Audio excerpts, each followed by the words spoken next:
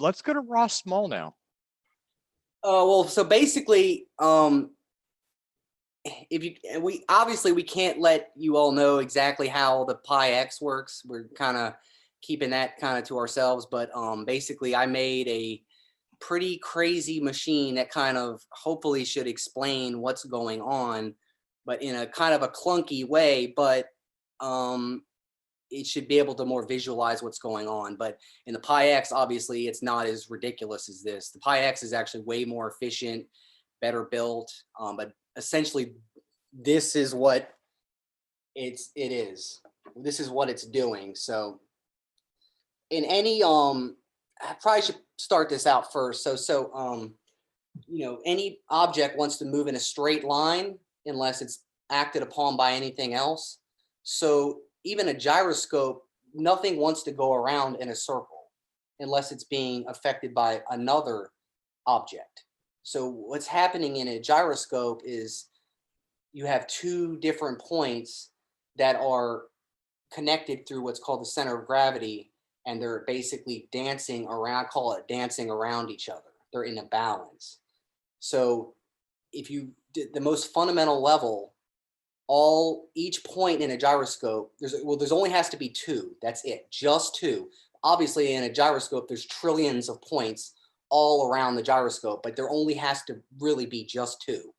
So if you graph that on an X and Y axis, you can think about the 2 points, they're only going up, down, left, right. That's it. There's nothing else they're doing.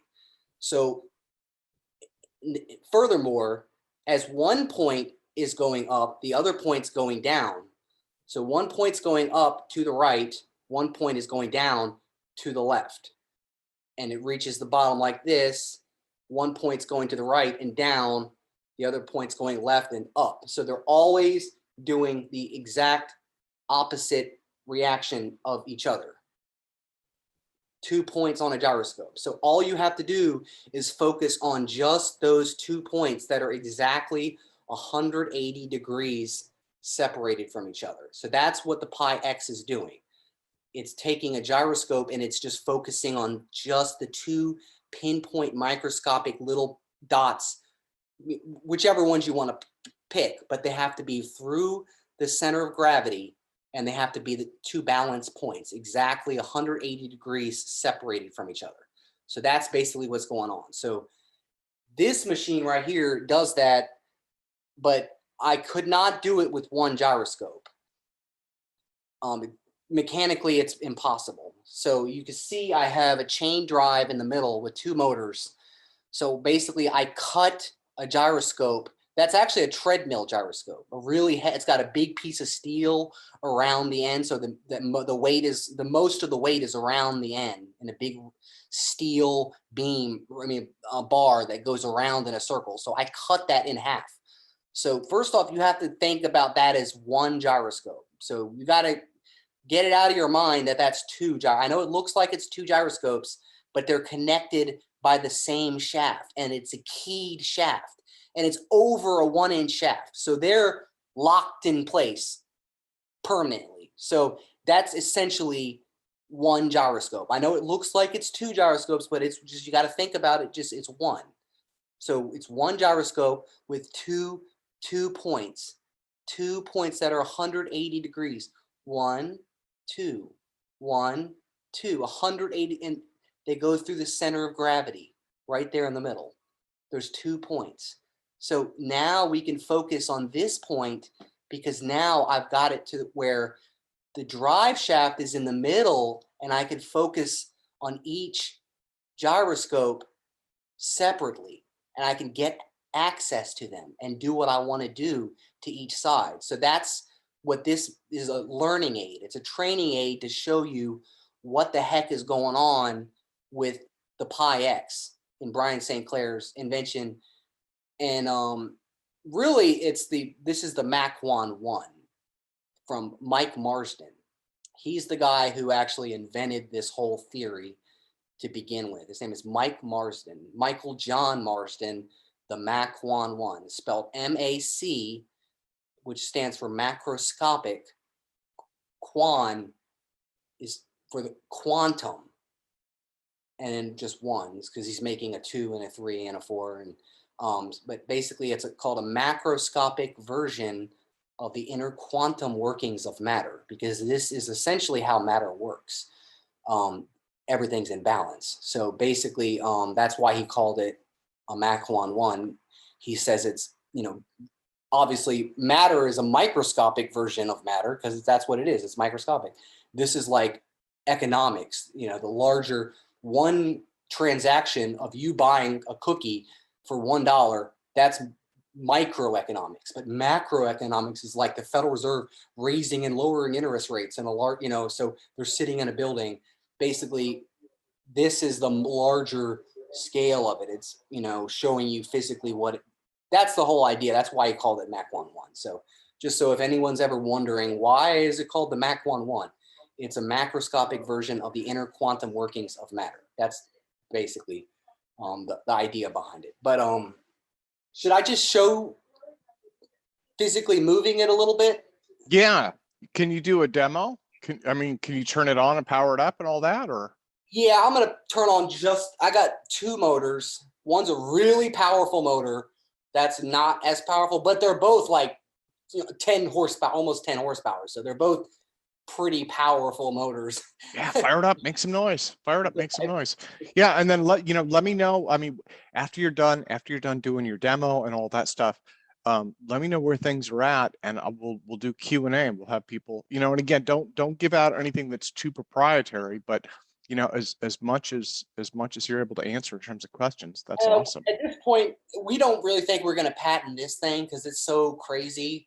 I don't know. Because first off, this would never fly. I don't think it would ever fly. It looks like the old bootstrap Cox type stuff from way back. It's like 290 something pounds. It's just really big and behemoth. But I do have a plan to put, turn it on its side and put wheels actually attached long, have a whole platform of wheels and take this out to a parking lot and actually hook it up to electricity and then just see if it could propel itself sideways in a parking lot.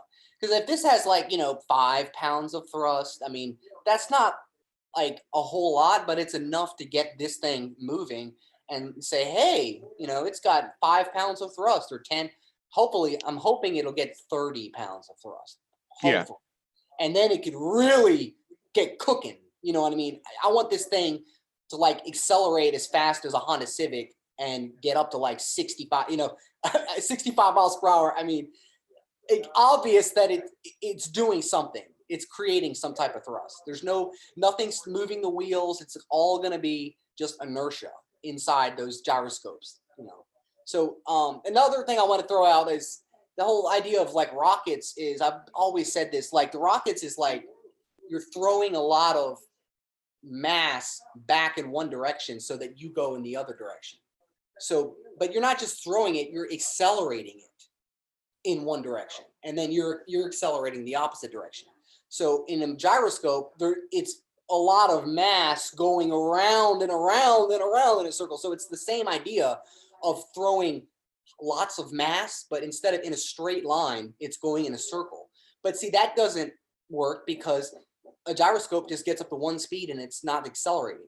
So you have to be accelerating faster and faster and faster. And while you're accelerating, then you're getting linear thrust. This machine does it. Well, you could do it for acceleration or deceleration. So after you get the gyroscope up and up really, really fast, like 10,000 RPMs, and then all of a sudden you put the brakes on, you slow it down. While you're slowing it down, the machine is getting momentum. It's getting linear thrust. So, but the idea is to do it from both acceleration and deceleration, because obviously you can't keep doing that. You can't spin a gyroscope to 1 trillion RPMs or the gyroscope will explode eventually. So you have to figure out a way to accelerate and then decelerate it. So this machine, this is the crazy part about it. It accelerates and decelerates exactly like a wave. It does it 4 times per revolution. So if you think about a wave, it's, deceleration, acceleration, deceleration, acceleration. deceleration, acceleration, deceleration, acceleration, decelerate. So it's basically like this. That's all a wave is doing. It's decelerating, accelerating, decelerating, accelerating, decelerating, accelerating, decelerating, accelerating 4 times per wave. So that's basically what this machine is trying to do. It's recreating a wave. It's accelerating and decelerating literally you have to do it this way 4 times per rotation, which is not easy. It's really difficult. And that's what Brian St. Clair's machine does, the Pi X. It also accelerates and decelerates well, it's supposed to. We think there's a problem. We think it might not be right now. That's why it's not working properly. But once you get a machine, you figure out, and you can't do this with electric motors. You can't turn it down and turn it up, turn it up. It's impossible. You have to do it physically. You have to do it with some type of physical mechanism. And we do it with springs. Ultimately, one of these days, I'm going to build a machine that doesn't use physical springs. It uses magnets. So if you take 2 north magnets, they'll repel each other like a spring. So it acts like a spring. Or if you bring it together, it's sort of like it accelerates together. So you could basically take magnets and pretend like it's a spring, but you don't have that physical wear. Like this machine actually has a physical spring that's stretching and stretching, and eventually it's going to go out, it's going to break. So that the ultimate goal is to get this to be magnetized so that we don't have any parts that'll break or anything. But let me just kind of show you. This would be the one point.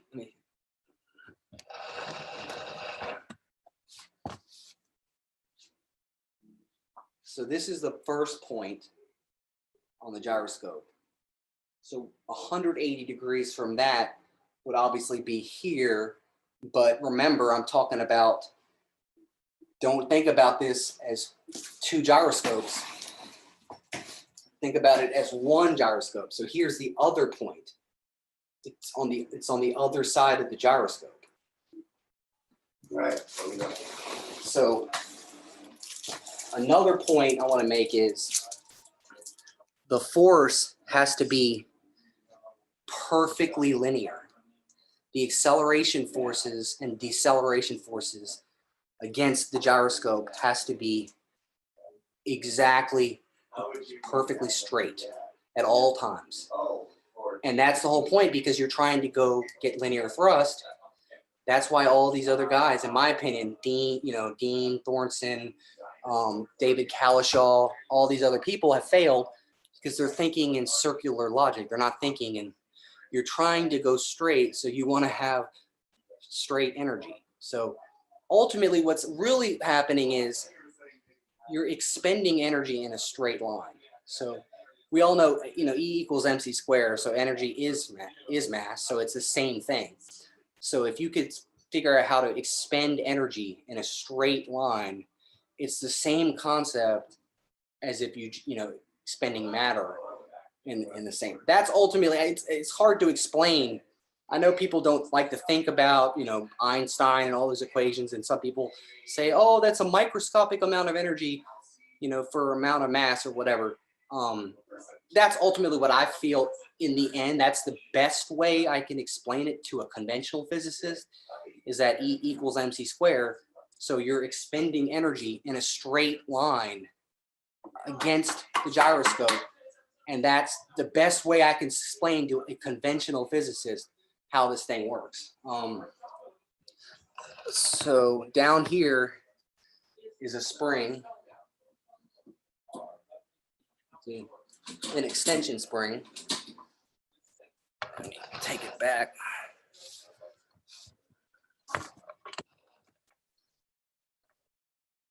And you can see it's so well built that I can actually turn it with my hand. Let me get it. Video back.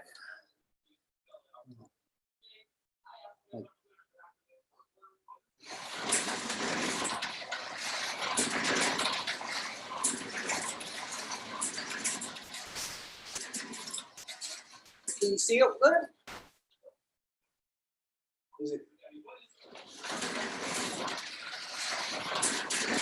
So this this arm, this beam right here, this is what makes this energy transfer perfectly straight. So the beam in this particular machine stays perfectly straight at all times. See how it's perfectly straight?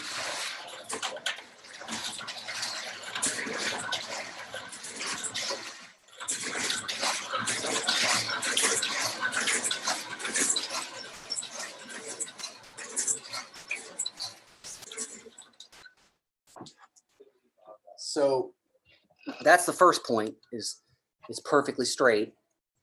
And then the second point is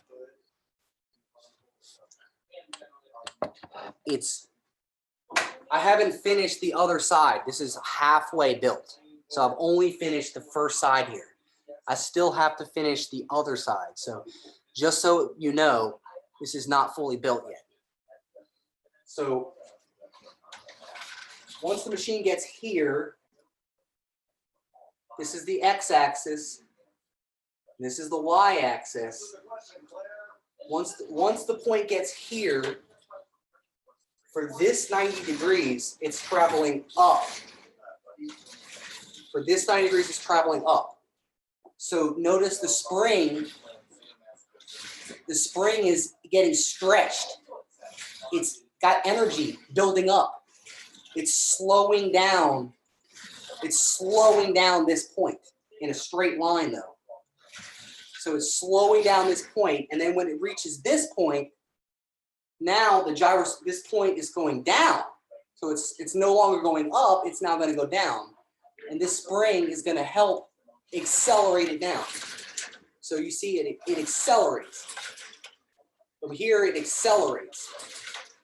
So from here to here, it decelerates. Here to here, it accelerates. And then when I'm done with the machine,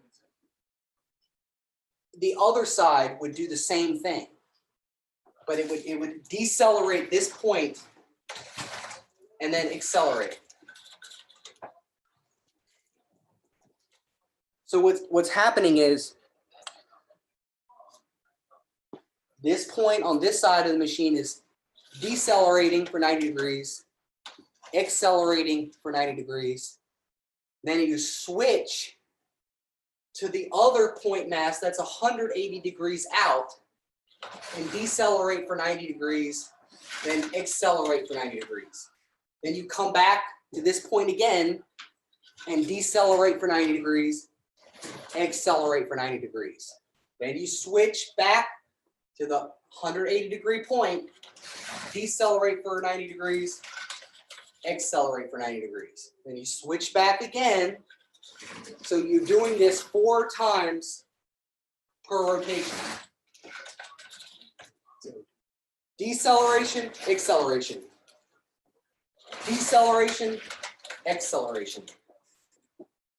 Deceleration, acceleration. Deceleration, acceleration.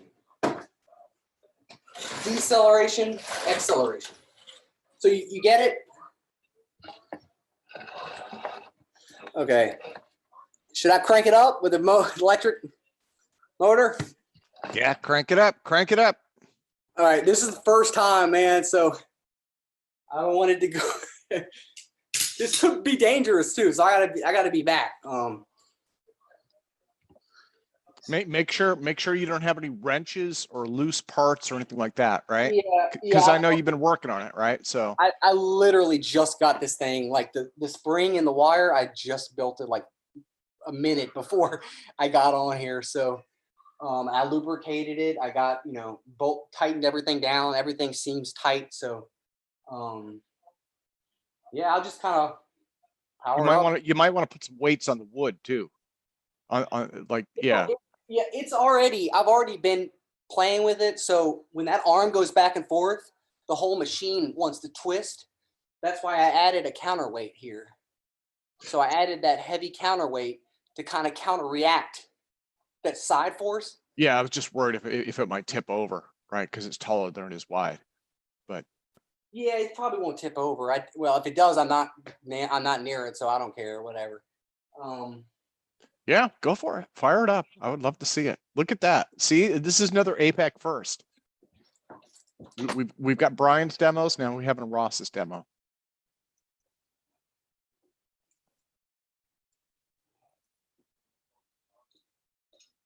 right, let's see.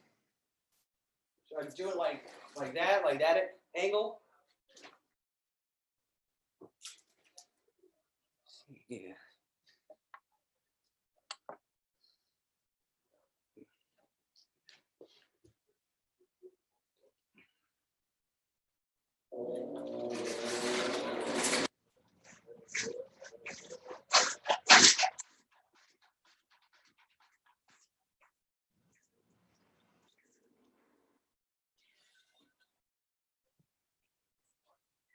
You can see it got a little bit of crazy there. Yeah, but you know what? It actually, it seems smooth. I mean, it's not that it's nice. I built it so strong. I got really good bearings. All the bolts are really good and everything's balanced. Those gyroscopes are perfectly balanced. I spin them up to like 10,000 RPMs. Got them. I added all these counterweights. They're all perfectly balanced. So it's all good stuff. Yeah, I mean, when it's running, it seems really smooth. I was surprised, you know, from looking at it, right? I thought it would jerk around a lot. That was why I was worried about it tipping over. But when you got it going, it seemed really smooth. So let me see. I allowed everybody to unmute themselves. So other folks should jump in here if they have questions. And now, do you have more to present, Ross? Do you have more to? And you were more than welcome to. We got lots of time. I mean, I don't really know what else to explain. I mean, you know, there's a like a 1 1.25 inch big shaft down the center that's keyed. So the two gyroscopes are locked in place, so they can't accidentally, you know, come loose from each other. They're locked, so they're stuck together. And you know, there's 2 motorcycle chains, and there's 2 really powerful alternating current electric motors. Really nice couplings here. 2 really expensive 112 tooth gears. These were really expensive. These are for go-karts. It's like number 40 chain, I think. I forgot. But yeah, you know, this, I made all the whole slider system. I made it by hand. I just made it myself. Just some random street sign, a stop sign from my friend's business.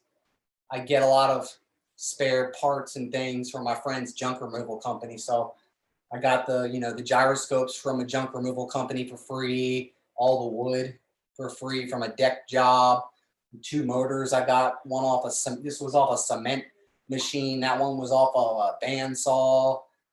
You know, this is from like a computer server room, the aluminum I-beams from a computer server room. These are just, you know, 2 random dumbbell weights that I found at, you know, Goodwill. And, you know, it's just cobbled together, basically, this random stuff at home. I didn't even weld. I'm not even a welder. So Brian's a welder. I just bolt everything together. Yeah, again, when you turned it on, it ran real smooth. Do you want to try and turn it on again, or? Yeah, I'll show it real quick. I mean, let me see. Yeah, I might like not let it go up to too high speed.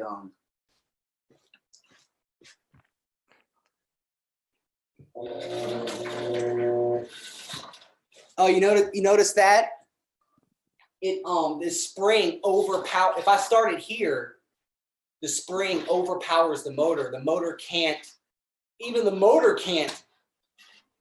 stretch this spring. This is a garage door spring. So you have a lot of energy to, like, you know, get it up.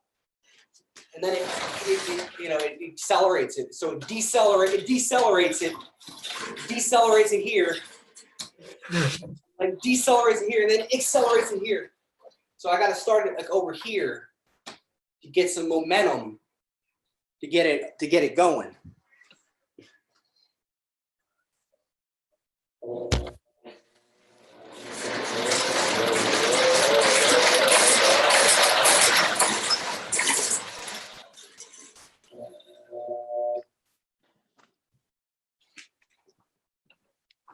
Is that good enough? Yeah, I mean, this is just kind of my perception, but it makes a lot of noise, right? But in terms of actual operation, it seems pretty smooth. I would say from when I see, great job, man, great work. You know, I'm just wondering, like, how much. Think about how much like upwards pull that is trying to lift the machine up down here every time it catches the gyroscope and slows it down.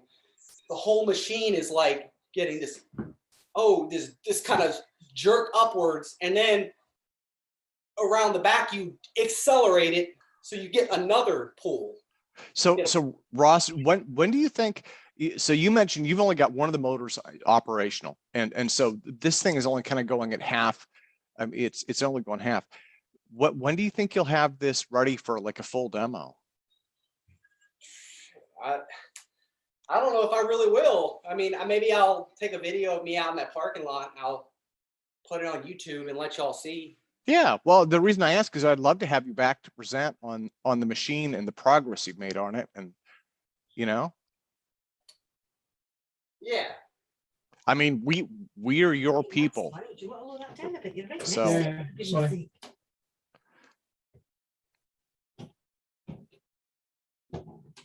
yeah, I've been on the last several APECs for a while now, so yeah. This is your audience, man. These are the folks who could can help. These are the folks with feedback, with the, you know. I've been following inertial propulsion since 1999, so I feel like I have to show people like how it's really done, because everybody keeps thinking like Thornton and Lathwaite and Dean. Now I call them hula hoopers. They're trying to hula hoop themselves into space with this round, like asymmetric, like accelerate forward and have momentum, have centrifugal force and propel yourself forward. That's not how it's done. It's impossible. You can't do it that way. It's not going to work, because when you accelerate something forward, you accelerate backwards. So you're not going to get momentum by doing that. Like a Dean drive, like you're not going to get momentum, because every time you accelerate, you get accelerated back. So you're never going to get yourself a forward momentum. So everybody is wrong and they're all stuck. We call that the blind, Mike Marsden calls it the blind alley. Everybody is stuck in this blind alley. And we want to get you out of your blind alleys. You're stuck in your blind alley. You have to get out of that type of thinking. You're never going to be able to do a Dean drive, a Thornton. All that is bullshit. None of that works. All that is crap. They wasted their whole lives. They will never, that cannot work. And all they're doing is proving to the conventional physicists, oh, see, I knew it. I told you we were right. It's impossible. And because they, you keep proving them right. You have dumb ideas like that you could have more centrifugal force in front of myself and gain momentum in the front and less in the back, and more in the front and less in the back. That's not how it can work. That's wrong. You have to get out of that type of mindset. So that's part of the reason why, me and Brian want to kind of shed some light on this whole subject. Yeah, and you guys are doing heavy duty stuff too. That's really cool. Yeah. Mechanics. I grew up as a mechanic too, so this is big. It's heavy duty. This is real. It's not tabletop stuff. So that's really cool. But yeah, I mean, it's awesome to have so many different approaches to it. And then we have Mike Gamble with us too, and he's got a bunch of stuff. So everybody's got a little bit different approach to it, and I think it's good to have so many different avenues. But I like your guys' stuff. Like